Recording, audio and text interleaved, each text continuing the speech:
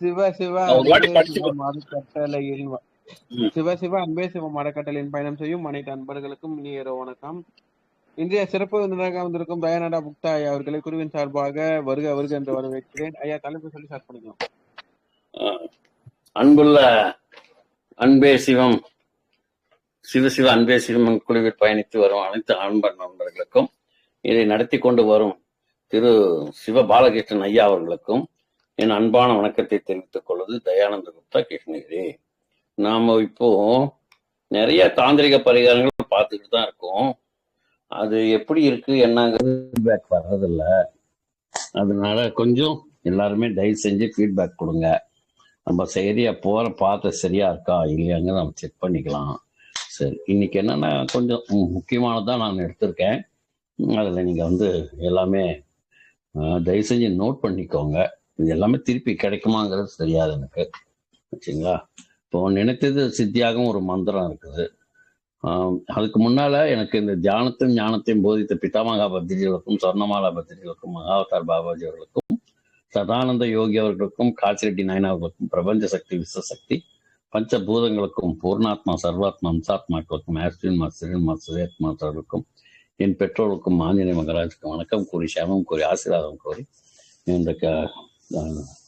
இந்த செஷனை நல்லபடியாக நடத்தணும். எல்லாரும் நல்லா இருக்கணும், எல்லாரும் சௌகரியமா இருக்கணும், ஆயுள் ஆரோக்கியம் சகல சௌபாகியத்தோடு இருக்கணும்னு வேண்டிக்கிட்டு இன்னைக்கு 9ஆம் தேதி 5வது மாதம் 2026 சனிக்கிழமை சரியாக மணி 7:51.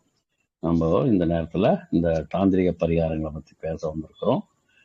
எத்தனை பேர் வந்திருந்தாலுமே அத்தனை பேருக்கும் நன்மையை தரும், இல்லை வராதவங்களுக்கும் நன்மையை தரும். அந்த மாதிரி ஒரு பரிகாரங்கள் முக்கியமானது தான். நினைத்தது சித்தியாகும் மந்திரம். அதுக்கு முக்கியமான நம்ம சிவபெருமானை நம்ம கும்பிடணும். அதுக்கு வந்து காலையில் அதிகாலையில் எந்திரிச்சு சூரிய உதயத்துக்கு முன்னால் 1008 முறை இதை ஜபித்தால் நம்ம நினைத்த காரியங்கள் சித்தியாகும். எந்த சமாச்சாரமாக இருந்தாலுமே அது ஒரு பேப்பரில் எழுதி அது நம்ம ஒரு இடத்துல பர்மனெண்ட்டாக உட்கார்ந்துட்டு அந்த இடத்துல இந்த மந்திரத்தை ஜபிச்சால் கண்டிப்பாக அது சித்தியாகும்னு சொல்கிறாங்க. இதெல்லாம் நாம் சொன்னதில்ல, சித்தர்கள் சொன்னது தான், நம்மளோட சீனியர்கள் சொன்னது தான். பல இடத்துல எழுதி வச்சது, ஓலைச்சுவடியில் எழுதுது, அப்புறம் கல்லில் சேர்க்கிறது, இந்த மாதிரி இருந்ததெல்லாம் பார்த்து படித்து செஞ்சது தான் சொல்கிறாங்க. சில பேருக்கு என்னென்னா வந்து அவங்களுக்கு அதர் வேர்ல்டு சீனியர் மெம்பர்ஸ் கிட்ட இருந்துக்கெல்லாம் கூட கனெக்ட் இருக்கும். அவங்களோட கனெக்ட் ஆகி அவங்க வந்து ஆஸ்ட்ரல் ட்ராவல் பண்ணி அங்கேருந்து நமக்கு நிறைய மெசேஜஸ் கொண்டு வந்து நமக்கு கொடுக்குறாங்க. இந்த ஹியூமன் நல்லா இருக்கணும் அப்படின்னு. ஏன்னா இந்த ஹியூமனிட்டி, இந்த மனித பிறவிய மாதிரி சிறந்த பிறவி வேறு எதுவுமே இல்லை. நம்ம எத்தனை திருப்பி இதே மாதிரி நம்ம பிறவி எடுக்கணும்னா 84 லட்சம் வருஷங்களா, எத்தனை வருஷங்கள் சொல்ல முடியாது, 84 லட்சம் உயிர்கள் அந்த மாதிரி ஜென்மங்கள் பிறவி எடுத்து அதுக்கப்புறம் தான் இந்த ஜென்மம் நமக்கு இதே மாதிரி இதே நேரத்தில் கிடைக்கும்னா அந்த ஒவ்வொரு ஜென்மத்துக்கு எத்தனை வருஷம்னு சொல்ல கணக்கு வைக்க முடியாது அப்படின்னு சொல்லி திருமூல திருமந்திரத்தில் சொல்றாங்க. அப்படி இருக்கக்கூடிய இந்த சிறந்த ஒரு அருமையான இந்த மனித பிறப்பையும் ஒவ்வொரு நேரத்தையுமே வந்து பொன்னான நேரமாக மதித்து அதை நாம் வந்து எப்பொழுது நமக்கு நேரம் கிடைக்குதோ அப்போதெல்லாம் நம்ம இறைவனை ஜெபித்து அது பின்னால நமக்கு அந்த இறைவனை நினைக்க நேரம் இருக்குமோ இல்லையோன்னு சொல்லி அதை நம்ம கண்டிப்பாக அந்த இறைவனை வந்து நம்ம மனதை விட்டு அகலாமல் பாதுகாத்து கொண்டு நம்ம அந்த இது பண்ணணும். அப்போ அப்படி சொல்லும் போது என்ன சொல்லனா, அந்த மந்திரம் தான் ஓம் லங் அங்கிஷ ஊங் அப்படின்னு சொல்ல இந்த சிவாய ஊங் சிவாய நமக அப்படின்னு சொல்லக்கூடிய இந்த மந்திரத்தை தினமும் அதிகாலையில 1008 முறை நம்ம உருவேற்றி வந்தா நமக்கு நினைச்ச காரியங்கள் சித்தியாகுது அப்படின்னு சொல்றாங்க. இன்னொரு முறை சொல்றேன், ஓம் லங் அங்கிஷ ஊங் சிவாய நம அப்படிங்கிறது. சரிங்களா? இது அடுத்தது சில பேர் வந்து சில கிழமைகளை பிறந்த சில நன்மைகள் இருக்கு, தீமைகள் இருக்குன்றாங்க.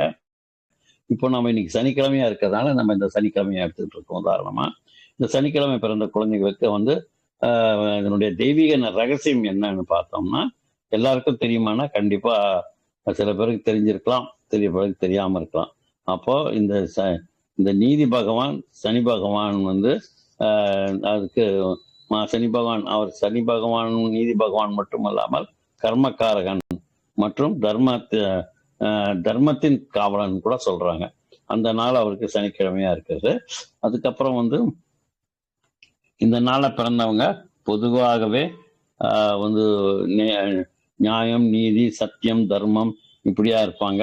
இவங்களுக்கு அதனுடைய மறு உருவம்னு கூட சொல்லுவாங்க. இவர்களுக்கு இயற்கையாகவே வந்து என்ன இருக்குன்னா வந்து பொய், புரட்டு, திருட்டு அதெல்லாம் பிடிக்காது அவங்களுக்கு. சிறு வயதுல இவங்க வந்து சில போராட்டங்களை எல்லாம் சந்திச்சிருப்பாங்க. ஆனா அவங்களுக்கு வந்து பகவான் கொடுக்குற ட்ரைனிங்னு எடுத்து வச்சுக்கலாம். இது ஒரு பயிற்சி. இந்த பயிற்சி அடைஞ்சிட்டாங்கன்னா அது இன்னும் வரக்கூடிய எதிர்காலத்துல இவங்க இதை பத்தி கவலைப்படாம அந்த இதுல வந்து சந்தோஷத்தை அவங்க ஏற்றுக்குவாங்க. அந்த வரக்கூடிய போராட்டங்கள் எல்லாமே அது ஒரு வந்து பெரிய முள்ளுன்னு நினைச்சு அது இது அழுதுட்டு இருக்காம அதை தூக்கி எறிஞ்சிட்டு இது ஒரு நமக்கு முன்னேறக்கூடிய கல் அல்ல, தடை கல் அல்ல, இது வந்து படிக்கல்லுன்னு நினைச்சிட்டு போகணுங்கிறதுக்காக தான் நம்ம பகவான் வந்து இந்த மாதிரி இதெல்லாம் கொடுக்குறாரு அப்படின்னு நினைச்சிட்டு நம்ம போயிட்டு இருக்கணும். நெருப்பே இவங்களுக்கு வந்து இந்த சனிக்கிழமை பிறந்தவங்களுக்கு வந்து ஒரு அபாரமான சக்தி உண்டு. நெருப்பை போன்ற வைராக்கியம் உண்டு. அப்படி வந்து அந்த மற்றவங்களை போல வந்து அதிர்ஷ்டம் இவங்களுக்கு ஒரே நாத்தில வந்துடுறது இல்லை. சில பேரெல்லாம் உட்கார்ந்தாங்கன்னா சுக்கர தசை சுத்தி அடிக்குதுறான்னுவாங்க. சில பேருக்கெல்லாம் உடனடியா பாருங்க, இந்த கோயிலுக்கு போயிட்டு வந்தார் உடனே அவருக்கு கிடைச்சிருச்சு, அவருக்கு நல்ல குரு பலன் இருக்குது, அவருக்கு அது இருக்குது இது இருக்குதுன்னு எல்லாம் சொல்லுவாங்க. ஆனா நம்ம சனிக்கிழமையில பிறந்தோம் நம்ம ஃப்ரெண்டுங்களுக்கு எல்லாமே என்னன்னா அப்படியெல்லாம் இல்லாம ஒரே ராத்திரி வேணுமா பல துன்பங்களையும் துயரங்களையும் தடங்கல்களையும் தாண்டி அவங்களுக்கு வந்து கடுமையான உழைப்பால் இவங்க வந்து மாபெரும் உச்சக்கட்டத்தை தொடுவாங்க. அது எப்படின்னா அந்த பெரிய மலைக்கு மேல இருக்கிற மலை, அந்த மலையில வந்து போகிறதுக்கு கூட படிக்கட்டு இல்லை. அந்த கொஞ்சம் தவறான கரணம் தப்பு மரணம்ங்கிற மாதிரி இடத்துல எல்லாமே இவங்க போராடி அந்த மாதிரி உச்சிக்கு போய் கொடி நாட்டிட்டு வருவாங்க. இவங்களுக்கு வந்து அந்த மாதிரி ஒரு அமைப்பு யாரையுமே வந்து இவங்க வந்து இவங்களை யாருமே வந்து இவரை அசைச்சிக்க முடியாது. இவர் வெற்றியின் செல்வத்தையும் வந்து கண்டிப்பா இவங்க வந்து அடைஞ்சிடுவாங்க. இந்த வெற்றியும் அந்த இது எல்லாமே அவங்களுக்கு ஒரு பெரிய இதுதான். அதை வந்து இவங்க கண்டிப்பா அடைவாங்க. பிற்காலத்துல சமூகத்துல மிகப்பெரிய அந்தஸ்தை இவங்களுக்கு கிடைக்கும். பல தலைமுறைகளோ வந்து வறுமையும் கர்மங்களையும் ஒட்டுமொத்தமாக துடைத்தெறிஞ்சுட்டு வருவாங்க. ஆக நம்ம சனிக்கிழமை பிறந்துட்டோம்னு வருத்தப்படாதீங்க. அது அன்னைக்குதான் திருப்பதி ஏழுமலையானோட நாளும் கூட. அதனால வந்து இது சிறந்த நாள் தான் அப்படின்னு சொல்லிட்டு நீங்க போயிட்டே இருக்கணும். எந்த இது தடயங்கள் வந்தாலும் அதை பற்றி கவலைப்படாமல் முன்னேறி கொண்டே இருக்கணும். மலை மேலே ஏறும்போது பின்னால திரும்பி பார்க்க கூடாதுன்னு அந்த மாதிரி நீங்க திரும்பி பார்க்காம உங்களுடைய வெற்றிப்படியே அணைந்து தூக்கிட்டே போகணும் அப்படிங்கிறாங்க. நம்ம வீட்டில் லட்சுமி கடாட்சம் கிடைக்கணும், இதுக்கு ஏதாவது ஒரு வழி சொல்லுங்களேன் அப்படின்னா, ஒரு வழி நம்ம நிறைய வழி எல்லாரும் சொல்லியிருப்பாங்க. அந்த நிறைய வழி சொன்னதுல இதுவும் ஒரு வழின்னு சொல்றேன். நம்ம இவங்க போனீங்கன்னு வச்சுக்கோங்க, அதாவது நாட்டுக்கு மருந்து கடைக்கு போனீங்கன்னா அஞ்சன கல்லுன்னுட்டு ஒரு கல் இருக்கும். அந்த கல்லை வாங்கிட்டு வந்து வீட்டில் வந்து பூஜை ரூம்ல வைக்கணும். அப்படி வச்சுட்டா நீங்க வந்து நம்ம வீட்டில் முழுமையாக லட்சுமி கடாட்சம் வந்து ஆக்கிரமிச்சுக்கும் அப்படின்னு சொல்றாங்க. மேலும் அங்க வந்து அஞ்சனக்கல் வந்து கண்மை போல வச்சா கண் திருஷ்டி கூட போயிடுங்கிறாங்க. உடல் சூட்டையும் இது குறைக்கும். இது வந்து சும்மா அஞ்சனக்கல்லுன்னு ஒரு கல்லுன்னு பேர் தான். ஆனா பல விதத்துல இது நன்மை பயக்கும். மிஸ்டியை போக்கும், குளிர்ச்சி கொண்டு வரும். அதே போல வந்து உடல் ஆரோக்கியத்தை சூட்டு கூட சொல்றாங்க, பாடி ஹீட்டு அது குறைச்சிடும் அப்படின்னு சொல்றாங்க. அடுத்த பரிகாரம் என்னன்னா, பெண்கள் வந்து தங்க நகைகளை கழுத்தில் ஏன் அணிய வேண்டும் அப்படின்னுட்டு ஒரு இது இருக்கு. எல்லாருமே பெண்கள் வந்து அவங்க கழுத்துல எது இருந்தாலும் இல்லைன்னாலும் கழுத்துல ஒரு குண்டுமணி தங்கமா இருக்கணும்னு. அப்போ இல்லைன்னா வந்து தரித்திரம் சொல்லுவாங்க. பெண்ணுக்கு கழுத்துல தங்கம் இல்லை என்றால் வாழ்க்கையில் அவர்களுக்கு வளர்ச்சி இருக்காது. அப்ப எங்க கழுத்துல எங்க வந்து உங்களுக்கு வந்து ஆஹ் தங்கம் இல்ல, முகத்துல கழுத்துல இல்லைன்னா வந்து காதுல ஏதாவது ஒரு இடத்துல வந்து 3 மணி தங்கமாவது அங்க போட்டு வச்சுக்கணும் அப்படின்னு சொல்லுவாங்க. அப்போ அந்த மாதிரி வந்து தங்கத்தை வந்து நம்ம பெண்களுக்காக ஒரு சிறப்பான ஒரு பரிகாரமா இருக்கு சொன்னாங்க. அடுத்தது என்னன்னா, பூசணி காலையிலே தேவதை பூசணி பூக்களில வந்து என்ன சொல்றாங்கன்னா, பூக்களிலேயே தேவதை ஈர்க்கும் பூ ஒண்ணு இருக்குது. அது என்னன்னா, முதல்ல வந்து சிகப்பு செம்பருத்தி பூன்னு சொல்றாங்க. இந்த சிகப்பு செம்பருத்தி பூக்க வந்து இருந்ததுனால இந்த தேவதைகள் எல்லாம் ஈர்க்கும், ஆக்கர்ஷம் பண்ணும் அப்படிங்கிறாங்க. அந்த மாதிரி ஒத்த செம்பருத்தி கிடைச்சதுன்னா அதை வந்து பூஜை ரூம்ல வச்சு அதுக்கு சாமிக்கு பூஜை செஞ்சு அதை வச்சுக்கலாம். அது வந்து பணத்தை கொடுக்க ஈர்க்கக்கூடிய விஷயம் கூட இருக்கு. அப்புறம் வந்து மேலும் என்ன பார்த்தோம்னா, வீட்டுல ஒரு ஒத்த செம்பருத்தி செடி வச்சு அதுக்கு பொருளாதார நெருக்கடி வரவே அந்த மாதிரி வச்சுட்டீங்கன்னா பொருளாதார நெருக்கடியா வராது அப்படிங்கிறாங்க. அப்போ இது வந்து பூஜைக்கும் ஏற்றது. அதே மாதிரி நம்ம வந்து நம்ம வீட்டுல பொருளாதார வீழ்ச்சி அது பேலன்ஸ் ஆகாம இருந்ததுன்னா அதுவும் பேலன்ஸ் பண்ணி கொடுக்கக்கூடிய ஒரு பெரிய ஒரு சாமர்த்தியம் இந்த செம்பருத்தி பூக்கு இருக்கு அப்படின்னு சொல்றாங்க. அடுத்தது ஸ்பட்டிகம் அப்படின்னு நீங்க பார்த்திருப்பீங்க. அந்த ஸ்பட்டிகம்ங்கிறது ஒரு அபாரமான சக்தி உண்டு.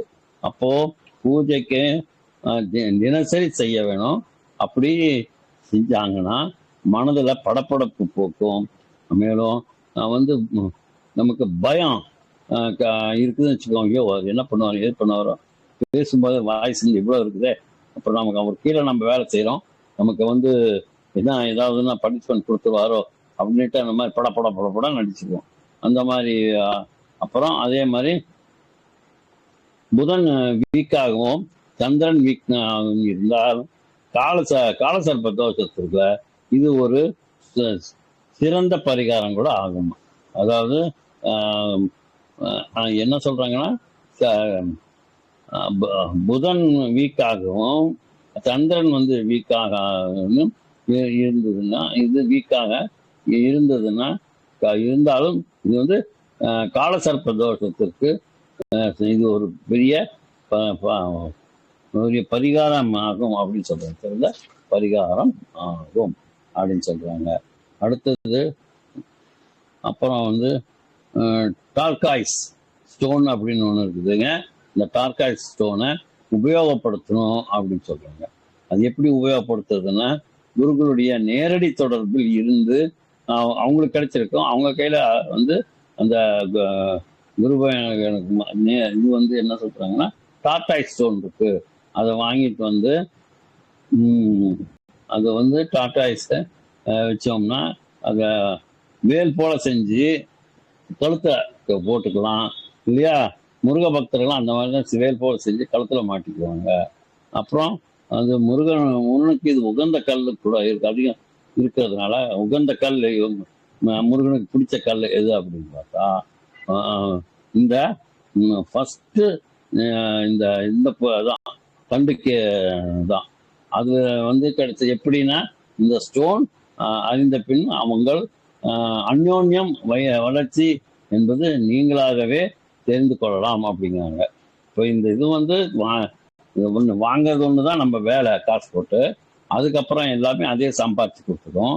அப்படி சம்பாதிச்சு கொடுக்கும்போது நிறைய விஷயங்கள் அதுல இருந்து சொல்ல வர்றாங்க. அப்படி நம்ம இந்த கல் சொல்றோம் இல்லையா, இந்த பச்சை இந்த கல் ஸ்பட்டிக கல் ரொம்ப இம்பார்ட்டன்ட். அதை நம்ம பார்த்தோம். அடுத்தது முருகனுக்கு உகந்த பூ என்னன்னா அரளிப்பூ. அதுவும் இலையுடன் கூடிய அரளிப்பூ. சும்மா இப்படி மொட்டையா அரளிப்பூ பார்த்தீங்கன்னா, இந்த இதாண்ட அரளிப்பூன்ற இந்த அத்திப்பள்ளியில பார்த்தீங்கன்னா ஒரு கண்டிப்பா 2-3-4 பஸ் லைனா நிற்கும். அது எங்கன்னா அத்திப்பள்ளியிலிருந்து இதுக்கு போகிறதுக்கு. அங்க போயிட்டோம்னா தொடுபலாப்பூர் கோயிலுக்கு போறது. ஜெட்டுபுலாப்பூர் போய் அங்கே ஏரோட்ராம் போயிடும். அந்த ஏரோட்ராமில் போனோம். அங்கே ஃபாரினர்ஸ் எல்லாம் வந்து நிறைய பேர் நம்ம இந்தியன்ஸ் லைக் பண்ணி நம்ம சின்சியராக வேலை செய்வாங்க சொல்லி எடுத்துகிட்டு போகிறாங்க. இப்போ வந்து இந்த கேஸ் பிரச்சனையாலையும் ஈரான் வாடுறதுனாலையும் அது வந்து இப்போ கொஞ்சம் தடமாட்டமாக இருக்குது. ஆகையால அது அது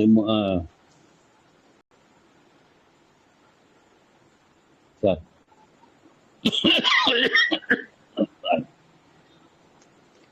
அப்போ நம்ம என்ன செய்யறோம்னா முருகனுக்கு உகந்த கல்லு கூட ஆகும் இது. ஃபர்ஸ்ட் நீங்க இருந்து நீங்க எப்படி இந்த ஸ்டோனை அணிஞ்சிக்கணும்னா உங்கள் அந்யோன்யம் வளர்ச்சி என்பது நீங்களே தெரிஞ்சுக்கலாம். முருக பக்தர்கள்லாம் இந்த இது டார்காய்ஸ் ஸ்டோன் நம்ம போட்டுக்கிட்டோம்னா அது வேல் போல செஞ்சு அதில் வச்சுக்கணும்னு சொல்றாங்க.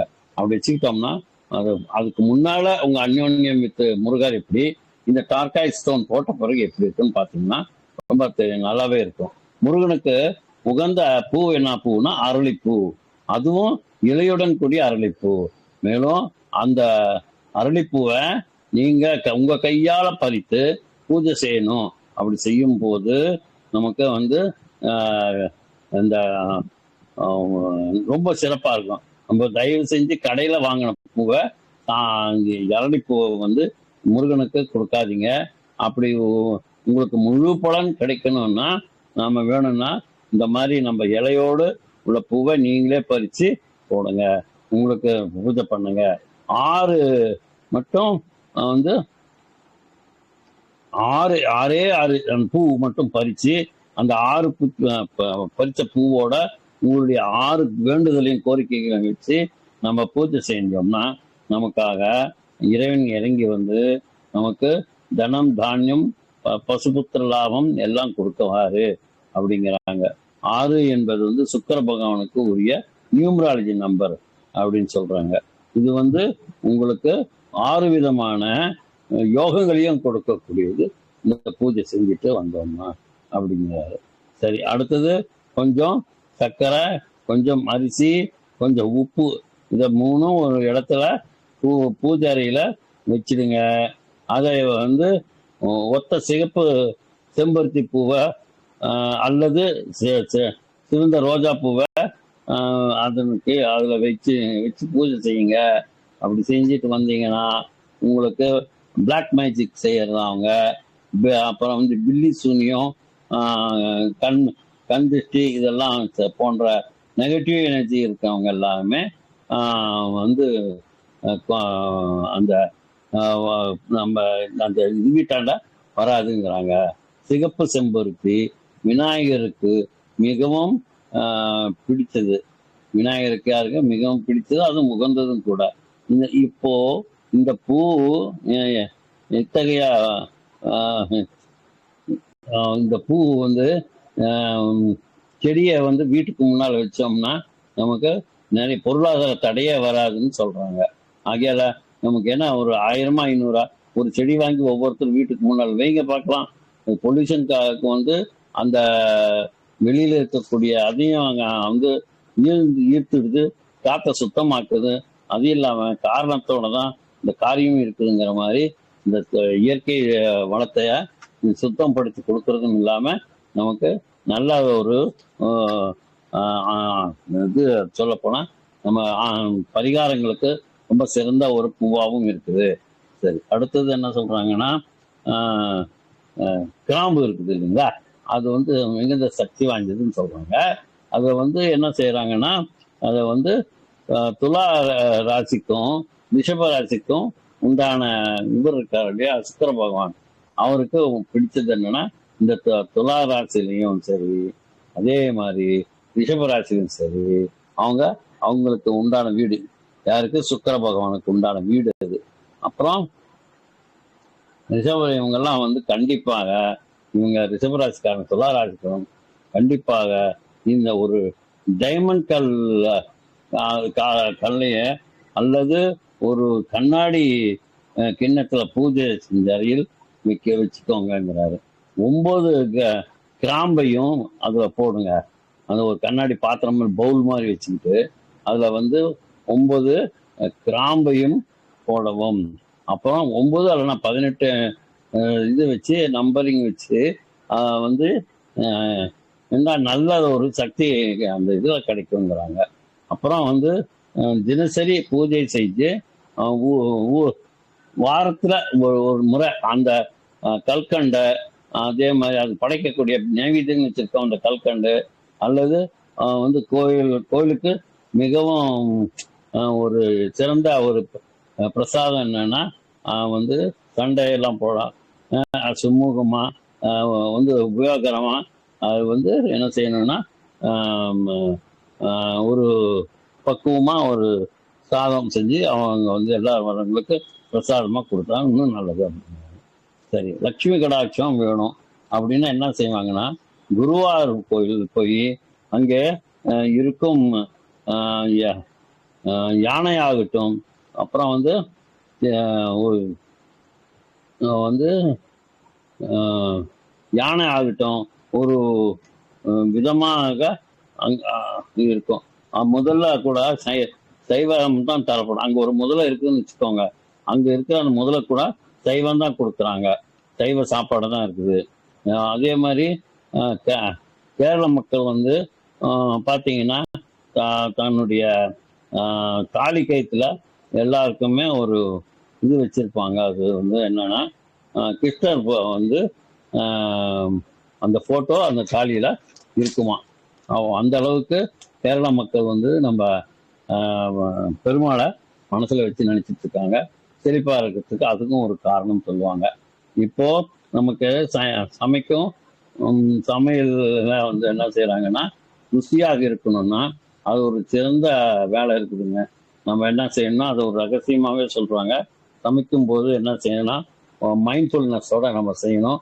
மைண்ட்ஃபுல்னஸ் என்னன்னா, நம்ம வேற எண்ணங்கள்லாம் அங்க வச்சுக்காம எல்லாம் வந்து செய்யும் போது அப்பதான் எல்லாம் அடுப்பு மேல வைக்கிறோம்னா 1 நிமிஷம் தியானம் பண்ணிட்டு அந்த 1 நிமிஷத்துல இறைவா இந்த வந்து நல்ல சமையல் அமையணும், வேற எந்த இதுவும் வந்து எனக்கு இல்லாம கொடுக்கறதுல சீக்கிரம் வந்து அவங்களுக்கு வியாதிகள் இருக்கிறவங்களுக்கு எல்லாமே குணமாகணும், நல்லபடியா செஞ்சு கொடுக்கறது உன்னை கருணை உன்னோட அருள் அப்படின்னாங்க. அப்போ நம்ம செஞ்சுட்டு அதை வந்து அவங்க என்ன செய்யறாங்கன்னா, அதில் ஒரு சாதம் சமைக்கும் போது சாதத்துல ஒரு உப்பு ஒரு அளவா போட்டு சமைக்கணும் அப்படிங்கிறாங்க. சாதம் வேகாமலும் இருக்கக்கூடாது, அதே மாதிரி குழஞ்சியும் போயிடக்கூடாது. சரியான பதத்துல பார்த்து உப்பு போட்டு இறக்கணும்னா ரொம்ப சிறப்பாக இருக்கும் அப்படிங்கிறாங்க. அடுத்தது வந்து சரி சரி அதான் அப்படின்னு பார்த்தோம்னா, நமக்கு நன்றாக காய்கறிகள்லாம் வெந்த பிறகு எந்த ஒரு மசாலாவையும் சேர்த்து மசாலா வாசம் சேர்த்தோம்னா அந்த மசாலா வாசம் போக சமைக்கணும் அப்படிங்கிறாங்க. இஞ்சி பூண்டு வந்து நன்றாக சரியாக வந்து வதங்கணும். அப்போ வதங்காமல் சமைச்சோம்னா அந்த இஞ்சி பூண்டு வாசனை நம்ம வந்து அது ஒரு ருசி தரமா பண்ணிடும் அப்படிங்கிறாங்க. அதே போல வந்து இறைவனுக்கு படைக்கும் போது இந்த இது 3ஐயும் தவிர்ப்பது நல்லதுங்கிறாங்க. என்ன இப்ப சொல்லணும், சமைக்கும் போது மைண்ட்ஃபுல்னஸோட சமைக்க வேண்டும். சரி, அப்படி மைண்ட்ஃபுல்னஸ்னா 1 நிமிடம் தியானம் செய்த பின் சிறந்த சிறந்த அந்த தியானம் செஞ்சுட்டு அப்புறம் சமைச்சோம்னா அந்த சமையல் வந்து மிக ருசியாக இருக்கும். அதே போல நாம் வந்து கண்ணை மூடி அதே போல நம் மூச்சு காற்றையும் கவனித்தால் வந்து அது நமக்கு அந்த சமையல் செய்யறதுல அவ்வளவு இனிமையாக இருக்கும், ருசியாகவும் இருக்கும். எப்பொழுதும் இவங்க செஞ்சிருக்காங்க. இன்னைக்கு எப்படி இவ்வளவு ருசி வந்ததுன்னா, நாம் செஞ்ச அந்த தியானமும் அது வந்து அந்த இதுல காலில் மாட்டிக்கிற செருப்பு வந்து வீட்டுக்கு போட்ட செருப்பா மாற்றி அதுல வந்து அது மூலியமா வந்ததாகவும் சொல்றாங்க. ஆக நம்ம சமையல் செய்யும் போது தெய்வீகமாக சமைச்சா அங்க வந்து இறைவன் வந்து கண்டிப்பாக இருப்பான். அவன் நினைக்கும் போதெல்லாம் வந்து இருக்கிறதுனால சமையல் செய்யும் போது சமைச்ச காலையில் டிஃபன் சாப்பிடும் போதும் அது போல் தான் நமக்கு வந்து நல்லா ஒரு சிறப்பாக நமக்கு அமைச்சு கொடுத்தது. அதுவும் இல்லாமல் அந்த இது எல்லாம் இருக்கு இல்லைங்களா, சுத்தமாக அந்த நெகட்டிவ் எனர்ஜி எல்லாம் போயிடுங்கிறாங்க. சரி, அடுத்தது என்னன்னு பார்த்தோம்னா கடுமையான கண் திருஷ்டியை விலக காலையில தினமும் கை கூப்பி ஓம் நமோ நாராயணா அப்படின்னும் இல்லை ஓம் நமோ ஆஞ்சநேயா நமக அப்படின்னும் 3 முறை சொல்லணும். 3 முறை சொல்லிட்டு செந்தூரத்தை மோதிர விரல் எடுத்து மோதிர விரலால் இப்படி எடுத்து வந்து நம்ம என்ன செய்யணும், நம் நெத்தியில வந்து சென்ட்ரல் புருவத்துக்கு மத்தியில வச்சிடணுமா. அப்படி வைக்கும் போது ஆஞ்சநேயா எங்களை காப்பாத்துன்னு சொல்லிட்டு வச்சோம்னா அவர் வந்து நமக்காக அங்கே காத்துட்டு இருப்பார். நல்லபடியாக எந்த வித ஆக்சிடென்ட்டும் எதுவும் இல்லாமல் காப்பாற்றுவார். இப்போ புடவை விஷயத்துல கவலையாக இருக்க வேண்டும். புடவையை வாங்கி 3 மாதத்திற்குள் நம்ம வந்து உடுத்தாமல் உல்லாசமா இருந்துட்டோம்னா அந்த புடவையை வீட்டினுள் வந்து நமக்கு அசம்பாவிதங்கள் நடக்கிறதுக்கு வாய்ப்புகள் இருக்கு. ஆமா, ஏன்னா சில பேர் என்ன செய்யறாங்கன்னா, அதை காமிங்க இதை காமிங்க, இப்படி செய்யுங்க அப்படி செய்யுங்க, இந்த கலர் வேண்டாம் இந்த கலருக்குள்ள இன்னொரு கலர் காம்பினேஷன் அப்படி இப்படின்லாம் போட்டு ஒரு காலையில கடைக்கு போனாங்க, மத்தியானம் சாப்பாடுக்கும் இன்னும் செலக்ஷன் ஆகிட்டு இருக்காது. அந்த கடையில் இருக்க 5000 புடவையும் இறக்கி போட்டுருப்பாங்க. அப்பயும் இதாக இருக்காது. இதான் மாதிரி தான் இது வந்து இந்த பதமா எடுக்கிற சாப்பாடு அந்த மாதிரி எல்லாம் இருக்கு. அதெல்லாம் ஒரு ஆளை போனோம்னா அங்கேயே சரியா போயிடுதுன்னு சொல்லி இந்த மாதிரி ஆளுங்களை வந்து நாங்கள் இது வாங்குவோம். அப்போ இல்லை இதெல்லாம் என்ன ஆகுதுன்னா இருசக்கர இதெல்லாம் கூட இருக்குதா அப்படின்னா இன்னும் கண்டிப்பா இருக்குது அப்படின்னு சொல்றாங்க. இப்போ நம்ம புலத்தாட்சிக்கும் பாருங்க, அமிர்தம் புலத்தாட்சிக்கு பாருங்க, சீமந்தம் பேசின பிறகுதான் அந்த புடவை எடுக்க போவாங்க. அதே போலதான் திருமணம் நிச்சயம் பேசும்போது அதுதான் புடவைய கூட எடுப்பாங்க. அது வந்து நம்ம முன்னாலே எடுத்து வைக்கிறது கூடாது. 1 வருஷத்துக்கு முன்னாலேயோ இல்லை 5 வருஷத்துக்கு முன்னாலேயோ நிச்சயதார்த்தம் பண்ண புடவைய எடுத்து வைக்க கூடாது. நிச்சயதார்த்தம் பண்ணிட்ட பிறகு அந்த ஒரு நாள் போய் வந்து எடுக்கிறது சாஸ்திர சம்பிரதாயத்துக்கு சிறப்பு அப்படிங்கிறாங்க. அடுத்தது கற்பூரம் வாங்கி நெய்யுடன் கலந்து வீட்டில் வந்து ஒரு வீட்டுக்கு நடுவில் தாம்பாளத்தை வச்சு அந்த கற்பூரத்தை ஏற்றி வச்சிங்கன்னா அப்போ விடாமல் வந்து நம்ம ஏற்றி வச்சுக்கிட்டே இருக்கணும். அமையாமல் பார்த்துட்டோம். அப்படி பார்த்துட்டோம்னா வெள்ளிக்கிழமையில் வந்து அவன் சிறப்பான நாள் இல்லைன்னு சொல்றாங்க. அந்த இது வைக்கிறதுக்கு சொல்றாங்க. வெள்ளிக்கிழமையில் வெள்ளிக்கிழமை ஏற்றணும் அப்படின்னு சொல்றாங்க. மேலும் வந்து எலுமிச்சம் பழத்தை வந்து 2ஆ கட் பண்ணி ஒரு இதில் வந்து கல்லுப்பை தடவி வீட்டுல 4 பக்கம் வைக்க சொல்றாங்க வீட்டுக்குள்ளார. அடுத்தது எலுமிச்சம்பழத்தை 2ஆக வெட்டி அந்த செவ்வாய் அல்லது வெள்ளிக்கிழமைகளை இந்த பரிகாரம் செய்ய சொல்றாங்க. அப்படி வந்து என்ன செய்யணும்னா வாசல்ல 2 பக்கம் வச்சிடணும். அப்படி வைக்கும்போது அதுல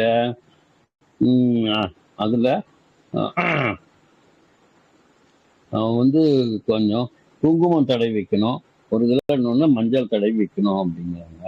அந்த மாதிரி வச்சா நமக்கு வந்து நம்மளை பின்தொடர்ந்து வரக்கூடிய நெகட்டிவ் எனர்ஜியை நம்ம ஒதுக்கிக்கலாம் அப்படின்னு சொல்லுவாங்க. சரி, அப்புறம் நம்ம திருஷ்டியை தாண்டி இறைவன் விஷயங்கள் நமது வீட்டில் ஆண்ட விடாது அப்படின்னு சொல்லுவாங்க. இந்த படிச்சு இந்த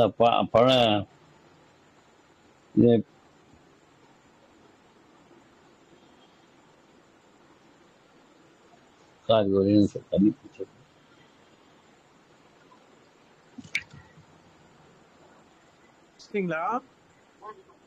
ஹலோ சார், முடிச்சிட்டீங்களா? இல்லதான் இருக்கேன். அப்போ அவ்வளோதான். Okay sir, thank you. எனக்கு வாய்ப்பு கொடுத்த சிவ பாலகிருஷ்ணன் ஐயா அவர்களுக்கும் இந்த அன்பேசியம் குழுவினருக்கும் என்னுடைய மனமார்ந்த நன்றியை தெரிவித்துக் கொள்கின்றேன். மற்றும் ஒரு சந்திப்போம். நன்றி, வணக்கம். நன்றி சார். நன்றி, வணக்கம். முடிச்சுக்கலாம். நன்றி.